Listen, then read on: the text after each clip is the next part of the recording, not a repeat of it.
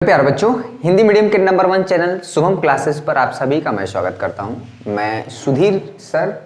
Class 12th में mathematics में सभी को पता है कि हम सदिश बीजगणित पढ़ा रहे हैं, वेक्टर अलजेब्रा। कल 1 घंटे 20 मिनट का लेक्चर था। अदिश गुणनफल जो टॉपिक था, स्केलर डॉट प्रोडक्ट, उस पर हमने डिस्कशन किया, उसके प्रश्नावली को सॉल्व किया, उसके एक एक क्वेश्चन को हमने डिस्कस किया। जो भी बच्चे कल का लेक्चर नहीं देखें जाके देखें, वहां से सवाल बोर्ड एग्जाम में एक क्वेश्चन जरूर आएगा। अगर आप 1 घंटे 20 मिनट नहीं दे सकते हैं आप अपने लिए, तो आप कुछ नहीं कर सकते हैं। आप गैर जिम्मेदार आदमी हैं, विद्यार्थी हैं, आप अपने लिए इतना नहीं कर सकते हैं तो बहुत बहुत गलत बात है। अगर हम इतना कर सकते हैं आपके लिए, तो आपकी भी जिम्मेदारी बनती है कि आप 1 घंटा 20 मिनट फुल कॉन्सेंट्रेट होकर आप दें। तो कल वाला लेक्चर भी देखें। साथ में आज हम डिस्कस करेंगे सदिश बीजगणित का आखिरी टॉपिक, जिसमें कि टॉपिक है, नाम जो है सदिश गुणन, यानी कि क्रॉस प्रोडक्ट क्या होता है। अगर आपको 2 नॉन जीरो वेक्टर दिए हैं, ठीक है, शून्योत्तर का मतलब होता है नॉन जीरो, नॉन जीरो का मतलब होता है ऐसे 2 वेक्टर जो कि जीरो न हो, ठीक है। जीरो वेक्टर क्या होते हैं बहुत अच्छे से डिटेल में डिस्कस किया गया था। आइए सबसे पहले आपके स्क्रीन पे हम दिखा देते हैं कि हमें क्या पढ़ना है। ये सारी चीजें आपको राइट हैंड साइड में दिखेंगी आपके हाथ से, तो बहुत चीज़ें आसान हो। और इसका जो पीडीएफ है आपको लिंक डिस्क्रिप्शन में हम दे दे रहे हैं, आप वहाँ से डाउनलोड करके चीज़ों, हम पूरा बोर्ड पे लिखने से बेहतर है कि हम आपको दिखा दे रहे हैं और जो भी डिफिनीशन है उसको हम डिस्कस कर देते हैं, ठीक है। तो देखिए इसमें क्या है कि अगर 2 वेक्टर, ठीक है, साफ साफ दिख रहा है कि अगर 2 वेक्टर हमारे, एक वेक्टर ए नॉन जीरो है, ठीक है, ये यहाँ पे, और एक वेक्टर बी हमारे नॉन जीरो है, हमेशा दोनों नॉन जीरो वेक्टर के लिए डिफाइन है। तो 2 वेक्टर का जो क्रॉस प्रोडक्ट है, मान लीजिए वेक्टर ए है, ठीक है, एक वेक्टर बी है, डिफिनीशन ही मेन काम है। अगर इसके बीच में थीटा है तो दो वेक्टर ए और वेक्टर बी का जो क्रॉस प्रोडक्ट है, वहां पे देखिए क्या डिफाइन है, जो डिफिनीशन है कि ए क्रॉस बी, ठीक है, क्या होता है, वेक्टर ए का मैग्नीट्यूड मापांक, वेक्टर बी का मैग्नीट्यूड यहाँ पे होता है साइन थीटा। इसमें एक चीज आपको और मिल जाता है एन कैप। देखिए एन लिखा ना, एन कैप, यही चीज इंपॉर्टेंट है। इसमें आपको समझना पड़ेगा कि एन क्या है। थीटा क्या है, दोनों वेक्टर यानी दोनों सदिश के बीच का कोण, और ये थीटा जो है हमेशा 0 से पाई के बीच में होगा। थीटा जो होगा 0 से पाई के बीच में होगा, वहां साफ दिख रहा है। ये चीज हमारा अदिश गुणन में भी था। क्लियर हुआ? एक बार हम ऑडियो वीडियो देख लेते हैं, सब कुछ सही आ रहा है कि नहीं, कोई दिक्कत तो नहीं ना है। मात्र 30 से 40 मिनट देना है आपको, ये भी टॉपिक खत्म हो जाएगा। इसमें जो कॉन्सेप्ट है, जो फार्मूले हैं, उसको हम डिस्कस कर देंगे, और साथ में जो सवाल हैं वो भी हम प्रश्नावली 10.4 डिस्कस कर देंगे। तो हमारा पूरा वेक्टर अलजेब्रा हमने बहुत अच्छे से पढ़ा है, ठीक है। इसमें हमने कोई कोताही नहीं की, क्योंकि अगर ये क्लियर रहेगा तो आपको 3D यानी कि त्रिविमीय ज्यामिति आपको अच्छे समझ में आएगा। वीडियो पसंद आ रहा है, वीडियो को लाइक करिए, चैनल पर नए चैनल को सब्सक्राइब करके बेल आइकन को दबाइए। चलिए, जितने भी अभी बच्चे हैं अभी सब्सक्राइब कर लें तुरंत, ठीक है, जो पहले से कर लिए। ये जो वेक्टर एन होता है ना, ये इंटू है, ठीक है, इंटू है। ये वेक्टर ए, देखिए वेक्टर ए और बी दोनों पे परपेंडिकुलर होता है। देखिए ये कब होता है, जब ए क्रॉस बी लेंगे तो ये जो वेक्टर एन कैप है, ये वेक्टर एन कैप एक यूनिट वेक्टर होता है, और यह यूनिट वेक्टर वेक्टर ए और वेक्टर बी दोनों पे परपेंडिकुलर होता है, ठीक है। वेक्टर जो ये एन कैप है एक यूनिट वेक्टर होता है, मात्रक सदिश होता है, जो सदिश ए और सदिश बी दोनों पे परपेंडिकुलर होता है। अगर बी क्रॉस ए लेंगे तो ये जो हमारा एन कैप है ये नीचे की तरफ आ जाएगा। एक्चुअली में ना ये प्लेन के ऊपर और प्लेन के अंदर इस तरह से होता है, ठीक है। तो ये चीज है, यही आ जाता है ना, ये एन कैप आ जाने की वजह से क्या करता है कि ये जो ए क्रॉस बी हमारा क्या हो जाता है, एक सदिश क्वांटिटी हो जाती है, एक सदिश राशि हो जाती है, वेक्टर क्वांटिटी। 2 वेक्टर का डॉट प्रोडक्ट यानी कि स्केलर गुणन जो है एक वास्तविक संख्या होता है, ठीक है, और जबकि 2 वेक्टर का क्रॉस प्रोडक्ट एक वेक्टर होता है। चलिए यहाँ पे हमने डिस्कस, यानी कि अगर ये जो वेक्टर एन कैप है वेक्टर ए पे परपेंडिकुलर है, तो हमको पता है कि अगर 2 वेक्टर परपेंडिकुलर हैं तो उनका डॉट प्रोडक्ट 0 होता है। यानी वेक्टर ए का वेक्टर एन के साथ डॉट प्रोडक्ट लिए 0 आएगा, और वेक्टर बी पे भी परपेंडिकुलर है, ठीक है, अगर उसके साथ डॉट प्रोडक्ट लेंगे तो ये 0 आएगा। एक छोटा सा कॉन्सेप्ट है, ये चीज आपको आना चाहिए, साफ साफ दिख रहा है, क्लियर है। तो ये हो गया डिफिनीशन। तो आप इस डिफिनीशन को दिमाग में बैठा लीजिए, और अभी हम डिस्कस करेंगे कि 2 वेक्टर ए और बी दिया हो, तो कैसे उसका क्रॉस प्रोडक्ट निकालेंगे डिटरमिनेंट की हेल्प से। ठीक है, ये फिजिक्स में आप किए हुए हैं, यहाँ पे भी हम डिस्कस करेंगे। एक पॉइंट यहाँ पे दिख रहा है कि यदि वेक्टर ए और बी उनमें से कोई भी एक जीरो होगा तो ए क्रॉस बी जो है हमारा परिभाषित नहीं होगा, ये ऑलरेडी हम आपको बता चुके हैं। अगर दोनों में से कोई भी एक वेक्टर जीरो होगा तो क्रॉस प्रोडक्ट हमेशा क्या हो जाएगा, जीरो हो जाएगा, तो कोई मतलब नहीं निकल के आएगा। समझ में आया? अच्छा, जितने भी बच्चे लाइव अभी देख रहे हैं, अगर लाइक नहीं करें तो कल से पढ़ाएंगे नहीं, बता रहे हैं। कल संडे को हम जो है आपको चैप्टर नंबर 1 से लेके पूरे आखिरी तक, प्रायिकता तक सबसे इंपॉर्टेंट क्वेश्चन 25 से 30 क्वेश्चन हम डिस्कस करेंगे। कल का भी लेक्चर बहुत इंपॉर्टेंट होने वाला है, जरूर अटेंड करिएगा। आज का यहाँ से भी क्वेश्चन जो आएगा बोर्ड एग्जाम में वो भी हम डिस्कस करेंगे। ठीक है, चलिए ये हो गया। अब हम कुछ प्रॉपर्टी डिस्कस करेंगे, क्रॉस प्रोडक्ट की प्रॉपर्टी। चलिए बहुत बढ़िया, ये हो गया डिफिनीशन। तो चलिए नेक्स्ट स्लाइड दिखाइए कंप्यूटर महोदय। आपके सामने ये रहा नेक्स्ट स्लाइड, और नोट पॉइंट क्या है इसको समझ लीजिए। पहला पॉइंट क्या है कि ए क्रॉस बी जो है, जो वेक्टर साफ साफ दिख रहा है ना, ए क्रॉस बी हमेशा एक सदिश राशि होगा। ठीक है, ए डॉट बी हमारा एक अदिश राशि था, लेकिन ए क्रॉस बी हमारे सदिश राशि। चलिए दूसरा पॉइंट देखिए फटाफट। यहाँ पे कह रहा है कि ए क्रॉस बी, ध्यान दीजिएगा, ए क्रॉस बी अगर जीरो है, इससे एक कंक्लूजन निकल के आएगा कि वेक्टर ए पैरेलल होगा वेक्टर बी के। ठीक है, ठीक है, ये चीज समझ में आया। वेक्टर पैरेलल मतलब समांतर, या हम ये भी कह सकते हैं कि संरेख होंगे। अगर दो वेक्टर, वेक्टर ए मान लीजिए ऐसे है और वेक्टर बी हमारा इसके समांतर है, संरेख भी बोलते हैं। अगर दो वेक्टर, दो सदिश राशि एक दूसरे के समांतर हैं तो हम बोलते हैं कि वेक्टर ए और वेक्टर बी क्या है, संरेख हैं, एक ही रेखा में। ठीक है, तो यहाँ पे क्या हो जाता है, दोनों कंक्लूजन, तो दो वेक्टर का क्रॉस प्रोडक्ट हमेशा जीरो होगा अगर दो वेक्टर हम संरेख हैं, समांतर हैं, क्योंकि अगर संरेख होंगे तो थीटा हमारा क्या होगा, जीरो, इसके बीच में कोण ही नहीं बनेगा। ठीक है, तो जो ए क्रॉस बी हमारा डिफिनीशन है, mod A mod B into sine theta, ये थीटा अगर जीरो होगा तो साइन जीरो की वैल्यू जीरो पूरा क्या कर देगा, जीरो कर देगा। ठीक है, तो यहाँ से एक कंक्लूजन निकला। प्रॉपर्टी नंबर 2 इंपॉर्टेंट है, जो भी चीजें लिखी हुई है साफ साफ दिख रही है, हम वहां पे डिस्कस कर दें। तीसरा क्या है, हाँ, किसी वेक्टर का उसी वेक्टर के साथ क्रॉस प्रोडक्ट सदैव हमेशा जीरो होगा। ठीक है, ये बहुत इजी बात है। किसी वेक्टर का उसके नेगेटिव वेक्टर के साथ अगर क्रॉस प्रोडक्ट लेंगे तो ये भी जीरो आएगा, क्योंकि थीटा उस केस में हमारा पाई हो जाता है। ठीक है, थीटा उस केस में कैसे होगा, अगर मान लीजिए ये वेक्टर ए है, ठीक है, ये वेक्टर ए है, तो माइनस वेक्टर ये इधर हो जाता है। ठीक है, माइनस वेक्टर, ठीक, इसके बीच में जो कोण होगा 180 हो जाएगा, 180 डिग्री बोले तो पाई। ठीक है, और साइन पाई ये वाला रखेंगे, साइन पाई मतलब साइन 180 डिग्री का मान जीरो हो जाएगा, इसलिए ए क्रॉस बी हमेशा क्या आएगा, जीरो। ठीक है, तो सब कुछ दिया है। अगर थीटा पाई बाई 2 है तो ए क्रॉस बी हमारा क्या हो जाएगा, mod A into mod B, sine 90 degree का मान 1 होता है। तो ये चीज हो गया प्रॉपर्टी नंबर 3। तो जो भी हमारा डिफिनीशन है, जो भी सारी चीजें आती हैं डिफिनीशन से ही आती हैं, कुछ अलग से नहीं आता है। चलिए बहुत बढ़िया, इसको भी क्लियर हो गया, कोई बहुत नई चीज नहीं है। क्रॉस प्रोडक्ट हम डिस्कस कर रहे हैं, डिफिनीशन और साथ में कुछ स्पेशल केस हैं, कुछ प्रॉपर्टी हैं, और एक्सरसाइज के सवालों को तो मान लीजिए हम लोग हल करते ही हैं। ठीक है, इसमें त्रिभुज का क्षेत्रफल और एक चतुर्भुज का क्षेत्रफल बहुत इंपॉर्टेंट होता है, समांतर चतुर्भुज का क्षेत्रफल। चलिए प्रॉपर्टी नंबर 4 फटाफट देख लीजिए, साफ साफ दिख रहा है। चलिए नेक्स्ट स्लाइड दिखाइए, प्रॉपर्टी नंबर 4।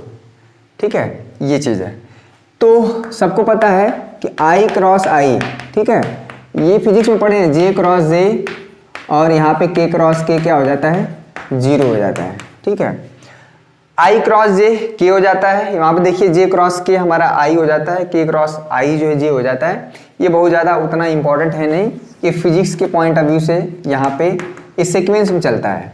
ठीक है, आई जे और यहाँ पे क्या हो जाता है, के। ठीक है, ये सारी चीज़ें सीक्वेंस में चलती हैं। तो आई क्रॉस आई का मतलब होता है उसी वेक्टर के साथ जे क्रॉस जे, के क्रॉस के, इसका क्रॉस प्रोडक्ट जीरो होता है।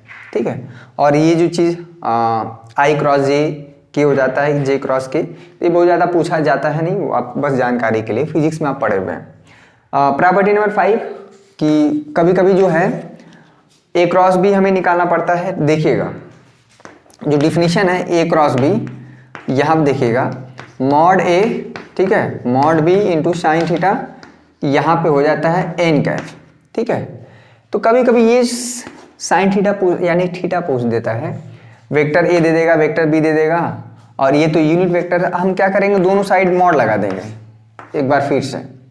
ये हो जाता है ए क्रॉस बी का मॉड, ठीक है, मॉड, इसका दोबारा मॉड लेंगे, अगर किसी वेक्टर का दोबारा एक बार मॉड लिए हैं फिर से मॉड लेंगे तो वही चीज़ आता है, ठीक है। ये चीज़ साइन थीटा, इसका मॉड लेंगे, चूंकि यूनिट वेक्टर है तो इसका मैग्नीट्यूड 1 आ जाएगा, ठीक है।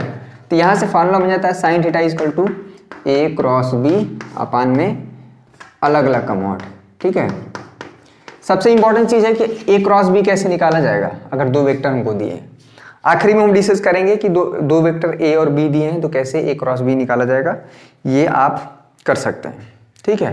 ये हो गया प्रॉपर्टी नंबर 5। प्रॉपर्टी नंबर 6 देखिए, जैसे वेक्टर का सदिश अदिश गुणनफल यानी कि डॉट प्रोडक्ट जो होता है क्रम विनिमय नियम का पालन करता है, यानी कि ए डॉट बी करें चाहे बी डॉट ए करें हमारा रिजल्ट सेम होता है।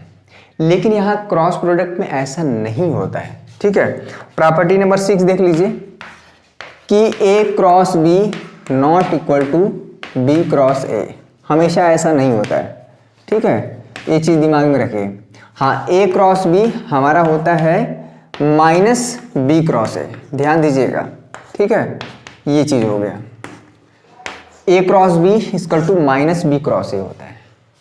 तो जबकि डॉट प्रोडक्ट क्या होता है, ए डॉट बी करें, ठीक है, डॉट चाहे बी डॉट ए करें रिजल्ट सेम होता है, ठीक है। ये चीज़ समझ में आ गया।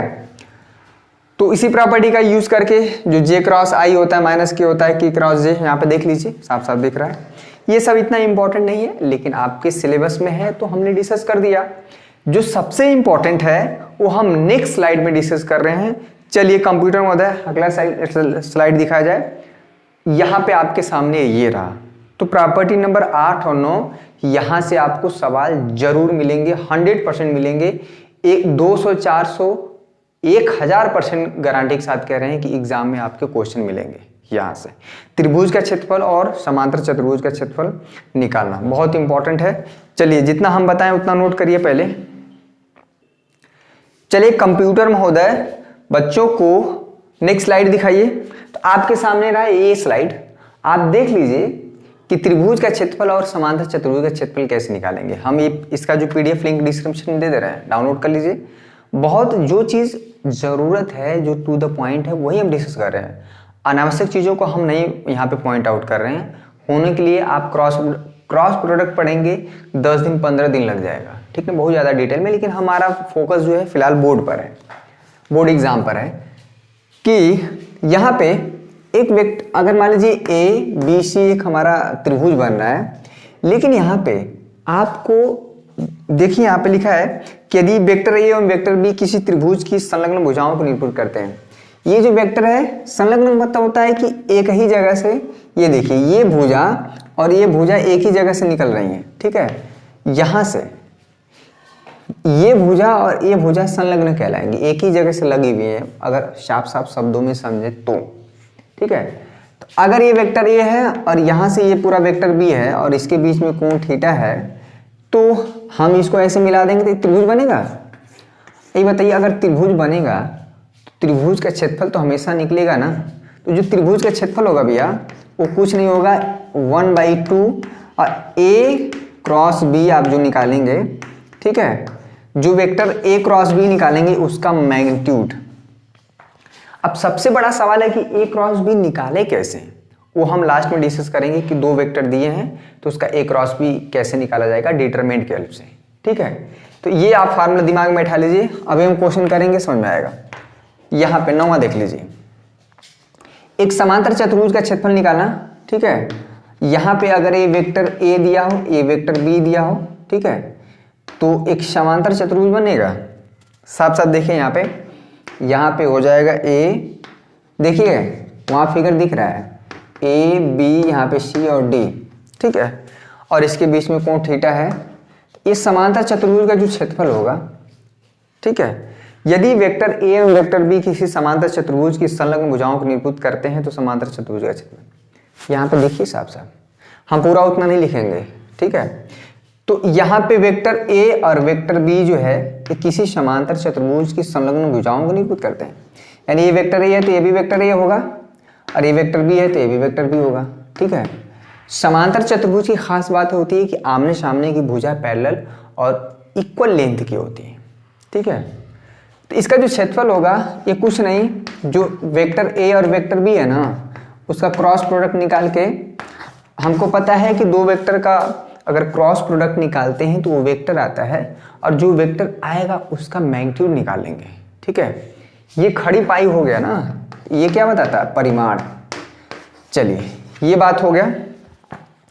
अब जो सबसे जो इंपॉर्टेंट चीज है कि इसमें ए क्रॉस बी निकाले कैसे, ठीक है। अगर दो वेक्टर दिए हैं तो सबसे मेन चीज यही है कि दो वेक्टर दिए हैं कैसे ए क्रॉस बी निकालें। तो आइए हम सिखा देते हैं ए क्रॉस बी निकालें, उसके बाद सीधे हम प्रश्नावली 10.4 में सवालों का हल करेंगे, ठीक है। और इसमें क्वेश्चन बहुत सिलेक्टेड आते हैं, बहुत ज्यादा कठिन भी नहीं पूछे जाते हैं। चलिए यहाँ पे नेक्स्ट स्लाइड दिखाइए, कंप्यूटर में होता आपके सामने रहा ये स्लाइड, ठीक है। तो सबसे महत्वपूर्ण सूत्र है यहाँ पे, अगर आपको वेक्टर ए हम लिख दे रहे हैं A1 i कैप, यहाँ पे A2 j कैप, वहाँ पे देखिए साफ साफ दिख रहा है, लिख देते हैं वेक्टर बी, यहाँ पे हो गया B1 i cap, B2 j cap, और यहाँ पे क्या है B3 k कैप। तो A क्रॉस B साफ साफ दिखिए वहाँ पे, यानी दो वेक्टर का डॉट प्रोडक्ट। अगर A क्रॉस B लिखते हैं तो पहले हमारे क्या होगा, पहले I J और K कैप लिख लीजिए। अगर A क्रॉस B करें तो पहले हमारा A1, ठीक है, यहाँ पे A2 A3 B1 B2 B3, ठीक है, ये चीज होना चाहिए। क्लियर हुआ। अब सबसे बड़ा ये डिटरमिनेंट सॉल्व कैसे होता है, ठीक है। तो डिटरमिनेंट सॉल्व करना आप जानते हैं, बहुत बढ़िया से जानते हैं। कैसे सॉल्व करेंगे, तो आप डिटरमिनेंट को सॉल्व करिए। देखिए यहाँ पे आई है, ठीक है, तो आई लिख के इसको ढकते हैं और इसको ढकते हैं। ये आई किस रो किस कॉलम में है, तो फर्स्ट रो फर्स्ट कॉलम में इसको ढक लेते हैं, तो क्या होता है A2, देखिएगा A2 B3 माइनस लगा के क्या कर देते हैं B2 A3, फिर माइनस J, ठीक है, यहाँ पे प्लस माइनस प्लस। जो डिटरमिनेंट में एलिमेंट की पोजीशन होती है, यहाँ पे प्लस माइनस प्लस होता है, माइनस J हो जाएगा। इसको ढकेंगे इसको ढकेंगे तो क्या हो जाएगा A1, ठीक है, A1 B3 minus B1 A3, ठीक है, B1 A3 अब प्लस K करके ये ढक दे लेते हैं, तो इसका मल्टीप्लाई इसका मल्टीप्लाई, ठीक है। तो वो चीज़ आपको सामने दिख रहा है। तो यहाँ पे ये नंबर रहेंगे ना, I J K कैप जहाँ पे आ गया वो वेक्टर को रिप्रेजेंट करता है, समझ में आया। तो अभी हम 2-3 क्वेश्चन करेंगे, बहुत ज़रूरी है कि अगर दो वेक्टर दिए हैं उसका कैसे क्रॉस प्रोडक्ट निकालेंगे, सारा का सारा खेल इसी पर है, समझ में आया। तो कुछ डिफिनीशन, कुछ कॉन्सेप्ट, कुछ इंपॉर्टेंट पॉइंट हमने डिस्कस कर दिए हैं। आइए सीधे हम चलते हैं प्रश्नावली 10.4 में, जिसमें कि हम डिस्कस करेंगे पहला क्वेश्चन। चलिए क्वेश्चन नंबर 1, जो कि आपके प्रश्नावली 10.4 का पहला क्वेश्चन है। एक वेक्टर ए दिया है, एक वेक्टर बी दिया है, तो हमें बताना है ए क्रॉस बी का मॉड। देखिए ए क्रॉस बी बताना अलग चीज है, और इसमें जब ये दो खड़ी पाई खींच दे देते हैं यानी कि उसका परिमाण बताना है। ए क्रॉस बी तो निकालना ही निकालना पड़ेगा, उसका परिमाण भी निकालिए। चलिए ध्यान दीजिएगा, लेकिन एक चीज और हम बता दें कि ए क्रॉस बी निकालें चाहे बी क्रॉस ए अलग वेक्टर आएगा, लेकिन दोनों वेक्टर का जो परिमाण होता है कि अगर दो वेक्टर ये इसका परिमाण अलग अलग होता है, अरे समान होता है, ठीक है। अगर आप ए क्रॉस बी निकालें चाहे बी क्रॉस ए निकालें, दोनों वेक्टर तो अलग अलग आते हैं, क्योंकि वेक्टर का क्रॉस प्रोडक्ट क्या होता है, क्रम विनिमय नियम को पालन नहीं करता है, ठीक है। तो लेकिन खास बात एक चीज होती है कि इसका क्रॉस वेक्टर का जो मैग्नीट्यूड है ये बराबर आता है। ये चीज आपको बड़ी जान के हैरानी होगी, तो ऐसा हो सकता है। चलिए क्रॉस बी निकालिए पहले, तो यहाँ पे हो गया आई जे के, ठीक है। आई का गुणांक यहाँ पे 1 है, पहले ए क्रॉस है तो पहले ए वेक्टर ए के कोएफिशिएंट के लिखेंगे। यहाँ पे हो गया -7, यहाँ पे हो गया 7, यहाँ पे हो गया 3, ये हो गया -2, ये हो गया 2। ध्यान दीजिएगा, ठीक है। अगर b क्रॉस ए लिखा जाएगा तो ये यहाँ पे सबसे पहले b के वो रहेंगे कोएफिशिएंट i j के गुणांक, लास्ट में a के रहेंगे, ठीक है। तो ये ऑर्डर इंपॉर्टेंट है। वेक्टर i, इसको ढकेंगे, इसको ढकेंगे, -7 का मल्टीप्लाई करेंगे 2 में, कितना हो जाएगा -14, माइनस लगा के इसमें करेंगे, फिर माइनस माइनस यहाँ पे +14 हो जाएगा, ठीक है। फिर -j, क्लियर हुआ। इसको ढकेंगे, इसको ढकेंगे, 1 का मल्टीप्लाई करेंगे 2 में, यहाँ पे हो जाएगा 3 का मल्टीप्लाई करेंगे यहाँ पे 7 3 के 21 प्लस k, इसको ढके, k कहाँ पे है, फर्स्ट रो और थर्ड कॉलम, इसको ढक लीजिए, इसको ढक लीजिए। यहाँ पे -2, इसका मल्टीप्लाई करेंगे, माइनस तो फार्मूले का हो गया, माइनस ऑलरेडी प्लस, तो यहाँ पे 21, ठीक है। ध्यान दीजिएगा, तो ये तो भैया 0i हो गया, इसको रहने दीजिए। -2 और -21 जोड़ पाएंगे, -23 होगा, बगल में प्लस है, तो यहाँ पे हो गया 23j, 21 में से -2 जाएगा 19, ठीक है। तो यहाँ पे हो गया 19k। ये तो वेक्टर a क्रॉस b आया, ठीक है। देखिए दो वेक्टर का क्रॉस प्रोडक्ट हम निकालते हैं तो फिर से एक वेक्टर ही आता है। तो अगर उसका मैग्नीट्यूड बताना है a क्रॉस b का, तो क्या करेंगे, i का गुणांक 0 स्क्वायर, 23 का स्क्वायर, यहाँ पे क्या है 19, ठीक है। 23 का कितना होगा भैया, 25 का 625, 24 का 576 और 23 का शायद 529 होता क्या, देख लीजिएगा, 529 और 19 का शायद 381 होता है, ठीक है। अगर इसको देख लें तो 9 1 10, 8 2 10, 10 1 11, 5 3 8, 8 1 9, देखिएगा 519, देख लीजिएगा एक बार क्या आएगा, √910 आ रहा है इसका, ठीक है। देखिए कितना परिमाण आ रहा है, कितना आ रहा है भाई, कैलकुलेशन गलत है क्या, 19 तो सही है, इसमें क्या है, यहीं पे मिस्टेक है, यहाँ पे ध्यान दीजिएगा, j, इसको ढकें, ये तो 2 आएगा ना, ये 2 रहेगा, ये मिस्टेक है, 1 का 2 में मल्टीप्लाई होगा तो यहाँ पे -19 होगा, -19, ठीक है। चलिए तो यहाँ पे -19 का स्क्वायर करेंगे तो इसका फाइनल आंसर आ जाएगा 2√19, ठीक है, 2√19 आ जाएगा। समझ में आया, बहुत आसान है। इंपॉर्टेंट क्या है कि दो वेक्टर का क्रॉस प्रोडक्ट कैसे निकाला जाएगा, ठीक है। तो आइए क्वेश्चन नंबर 2 करते हैं। क्वेश्चन नंबर दूसरा और तीसरा बहुत इंपॉर्टेंट है। देखिए यहाँ पे क्वेश्चन नंबर 2 है कि एक vector a plus b, question देख लीजिए, किताब होना चाहिए ना आपके पास, पर्सनालिटी 10.4 सदिश बीजगणित, पेज नंबर 469। अभी कल एक लड़का फिर मैसेज किया हमको, सर किताब भेज दीजिए, हम मारेंगे 2 थपड़ा बता रहे हैं, पढ़ना लिखना है नहीं, अभी तक किताब आखिरी कई एक एग्जाम से 2 दिन पहले किताब भेजिए, मोबाइल से भेज देंगे PDF, तो क्या पढ़ेंगे, मोबाइल की चीज़ मोबाइल में रह जाता है। मोबाइल में सिर्फ इंपॉर्टेंट नोट्स वगैरह, क्वेश्चन वगैरह ही काम कर सकता है। आप कहीं कि पूरा किताब पढ़ लें तो ऐसा नहीं होता है। इतने बड़े समझ सकते हैं कितने बड़े लापरवाह हैं। आपको किताब नहीं मिल रहा है, सारी दुनिया में किसी अपने साथी के लेकर जिरोक्स करवा लीजिए। अगर पढ़ने की इच्छा रहेगी तो ऐसा नहीं है कि आपको कोई सहायता नहीं करेगा, किताब खरीद लीजिए, नहीं करते जिरोक्स करवाइए किताब का। क्वेश्चन a प्लस बी और a माइनस बी की लंब दिशा में मात्रक सदिश का आदि, यूनिट वेक्टर ज्ञात करना है, लेकिन किसके दिशा में, जो वेक्टर a प्लस बी और वेक्टर a माइनस बी दोनों के परपेंडिकुलर हो और यूनिट वेक्टर हो। हमारा वेक्टर a और वेक्टर b, बहुत बढ़िया क्वेश्चन है। मैं बता दूं कि देखिए वेक्टर a प्लस बी, तो पहले a प्लस बी बताइए, i और i वाला जो गुणांक i के साथ जुड़ता है, j वाला गुणांक j के साथ, k वाला 3i 1i कितना हो जाएगा 4i, ठीक है। 2j कितना हो जाएगा 4j हो जाएगा, 2k माइनस 2k यहाँ पे 0k हो जाएगा। इसे लिख दिया करिए, थोड़ा अच्छा रहता है। i j k का जो गुणांक दिखेगा तो अच्छा रहता है। समझ में आया, बहुत ज़्यादा सीरियस होकर पढ़ा रहा है इस समय ना। चलिए ठीक है, ये चैप्टर खत्म हो जाए तो बचेगा 3 चैप्टर। लीनियर प्रोग्रामिंग प्रॉब्लम से 6 नंबर का आता है मात्र 2 दिन। 2 दिन में आपको 6 नंबर भिड़ा देंगे, ठीक है। यहाँ पे कोई कितना विद्वान है ये मैटर नहीं करता है, कौन क्वेश्चन कितना एग्जाम में लड़ा देता है, फंसा देता है, वो ज़्यादा बुद्धिमान माना जाएगा, उसकी ज़्यादा प्रशंसा होती है, ठीक है। पढ़ाने के लिए एक से एक भाई अच्छे टीचर हैं। a minus B 3i minus A, यानी कि इसके साथ इसके कटेंगे तो ये 2i हो जाएगा, 2j माइनस ये हो जाएगा 0j, ठीक है।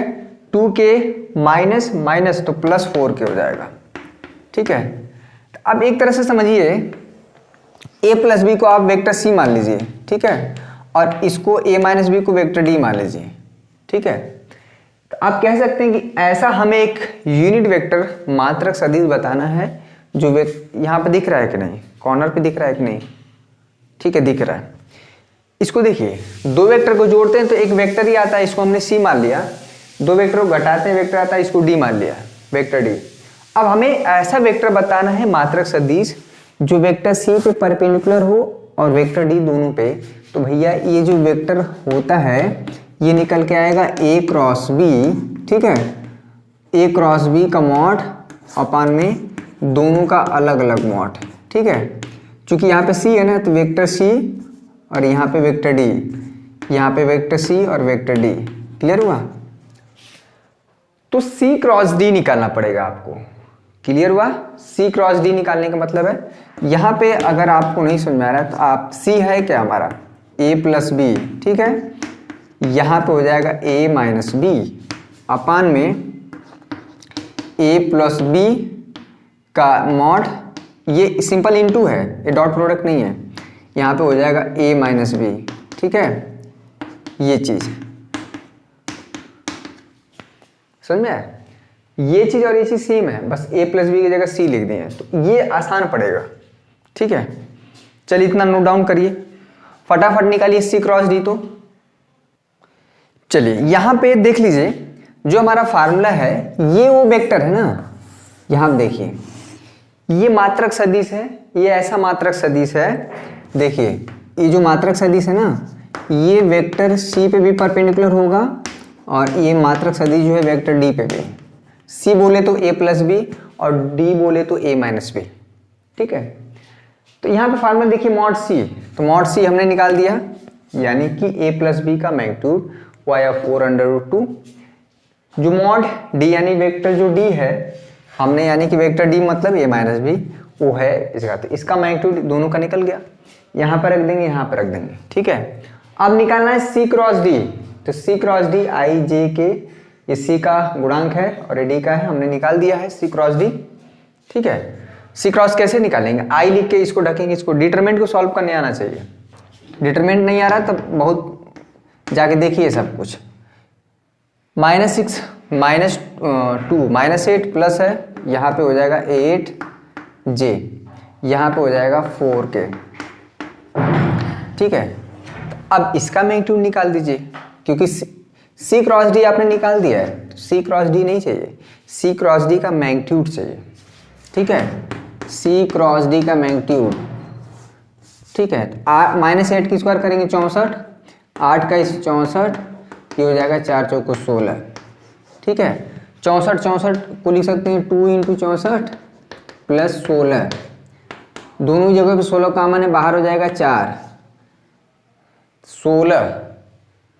16 यहाँ कॉमन निकालेंगे तो 4 बचेगा, 4 दूना के 8, यहाँ पे 1 बचेगा 9 और 16 का निकल के आएगा यहाँ पे 9, यहाँ पे हो गया 4, 9 का 3 यानी कि 12, ठीक है।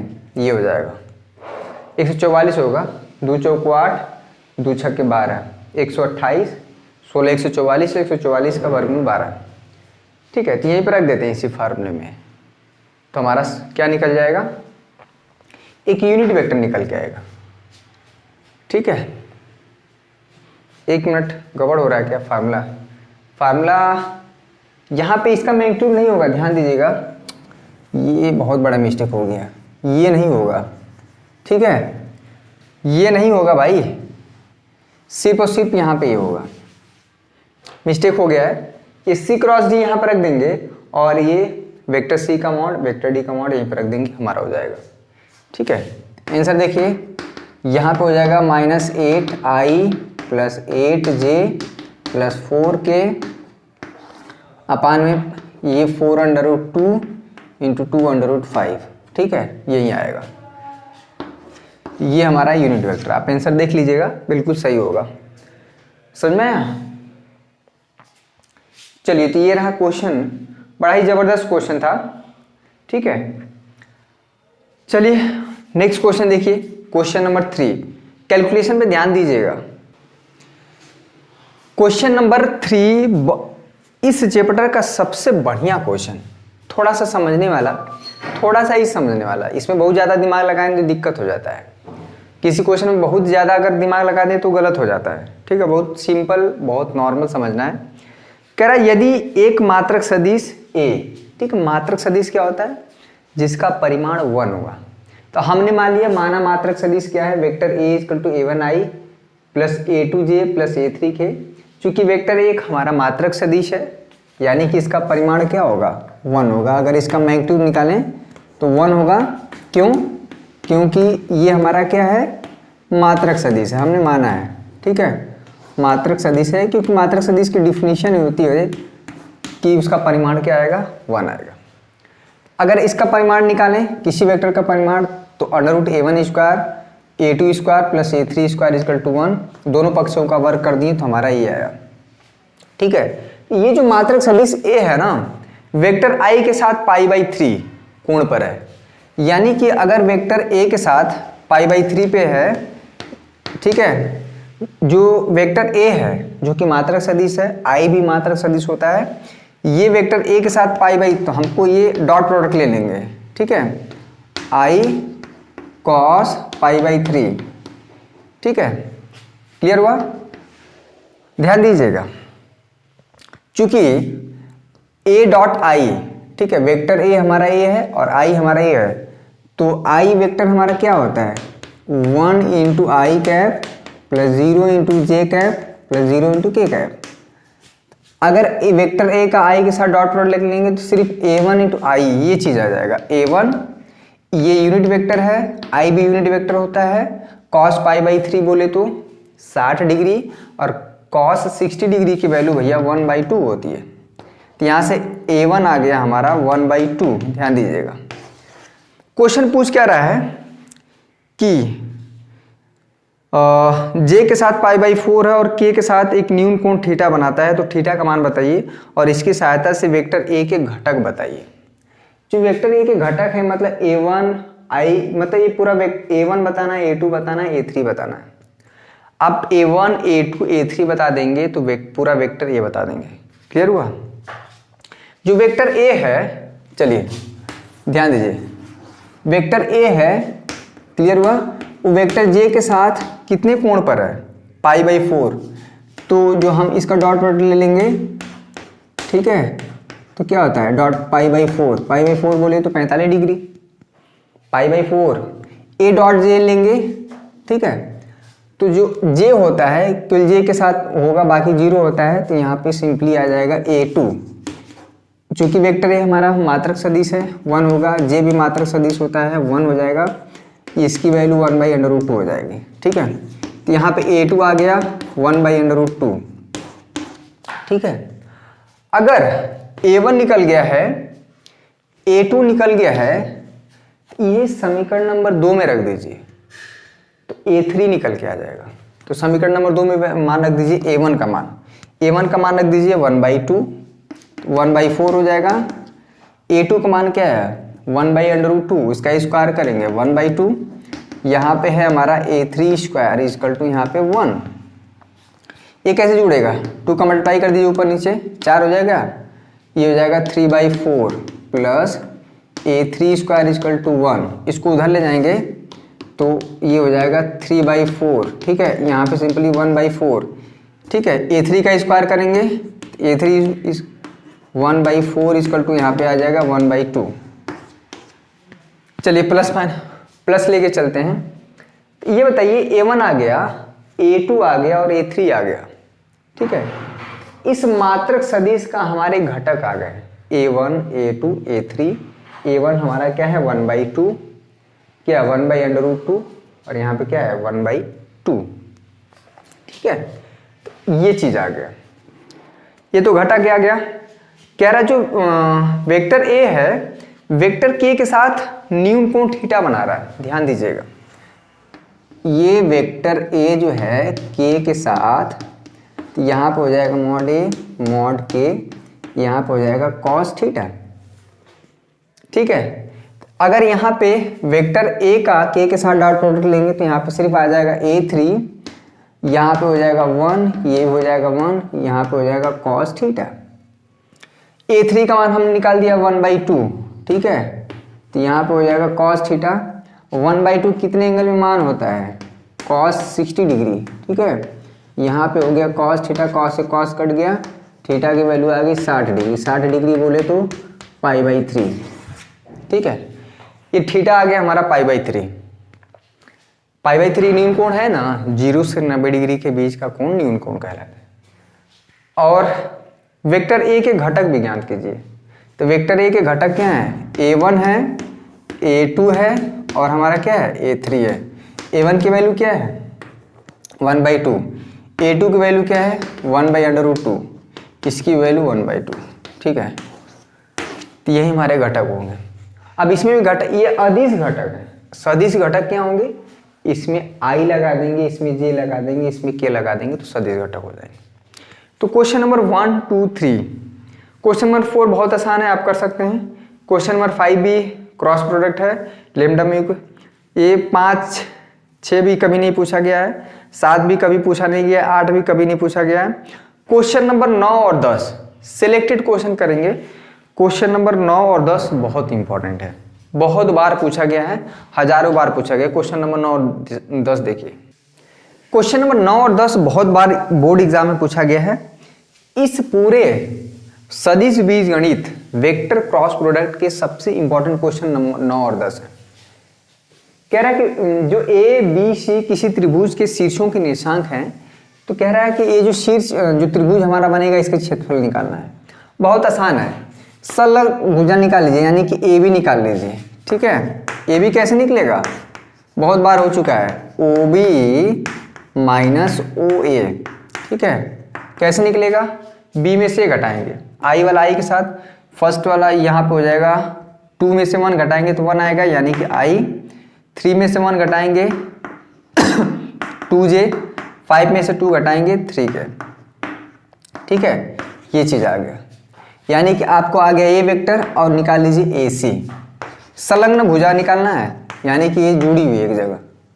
AC निकालेंगे कैसे, OC माइनस OA, फटाफट निकालिए। OC 1 में से 1 घटाएंगे, यहाँ पे हो जाएगा 0i। 5 में से 1 घटाएंगे, ध्यान दीजिएगा C में से A घटाना ना, 5 में से 1 घटाएंगे, घटा पाएंगे, घटा लिए हैं, 4 आ गया। 5 में से 2 घटाएंगे, यहाँ पे हो गया 3k। ठीक है, तो ये हो गया AB और AC। तो बताइए अगर इसके बीच में कोण थीटा हो चाहे कुछ भी हो, इसका क्षेत्रफल का फार्मूला क्या था, बहुत आसान था, 1/2 आप A क्रॉस B निकालिए। ठीक है, A क्रॉस B निकालिए और उसका मैग्नीट्यूड रख दीजिए, यानी कि आपको वेक्टर AB, इसको हम A मान लेते हैं और यहाँ पे वेक्टर B मान लेते हैं। ठीक है, इसको आप वेक्टर A मान लीजिए, इसको मान लीजिए वेक्टर B। क्लियर है, तो यानी कि A क्रॉस B निकालिए और उसका मैग्नीट्यूड निकाल दीजिए, इस त्रिभुज का क्षेत्रफल निकल जाएगा। यानी कि आपको 2 वेक्टर का क्रॉस प्रोडक्ट निकालने आना चाहिए हर बार। फिजिक्स में भी प्रैक्टिस हो जाएगा और यहाँ पे भी। ठीक है, समझ में आ रहा है ना, खूब शादियों में जा रहे हैं, खूब मतलब मजे ले रहे हैं आप लोग। बहुत बहुत परेशानी होगी बाद में, बता रहे हैं। ये एक दिन दीपावली भी हुआ, दशहरा, छठ, त्योहार, मतलब भारत तो त्योहारों का देश ही कहा जाता है।